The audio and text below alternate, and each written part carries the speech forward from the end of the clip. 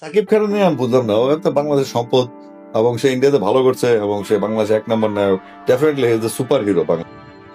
সাকিব বাংলাদেশের সুপারহিরো। সাকিবের বিকল্প বাংলাদেশে নেই বললেন সঙ্গীত জগতে বরপুত্র আসিফ আকবর। প্রিয় ভিউয়ার্স, বিস্তারিত জানতে একটা লাইক দিয়ে সঙ্গে থাকুন। কথায় আছে রতনে রতন।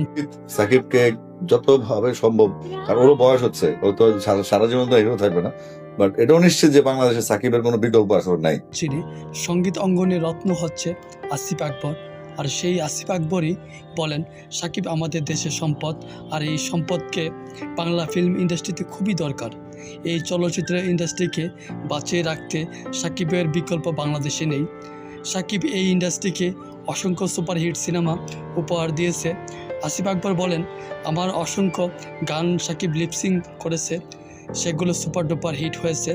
বাংলাদেশ চলচ্চিত্রে সাকিবের মতো আরও কয়েকটা সাকিব দরকার, কারণ সাকিবের বয়স হয়েছে ৮১, আর কত হিট সিনেমা উপহার দিবে, একার পক্ষে তো আর সম্ভব না। সাকিব খান সম্পর্কে আসিফ আকবর আরও বলেন, সাকিবকে নিয়ে অনেকেই বাজে মন্তব্য করে, তাকে টেনে নিচে নামার পায়তারা অনেকেই করে, যারা সাকিবের পজিশন উত্থান মেনে নিতে পারে না।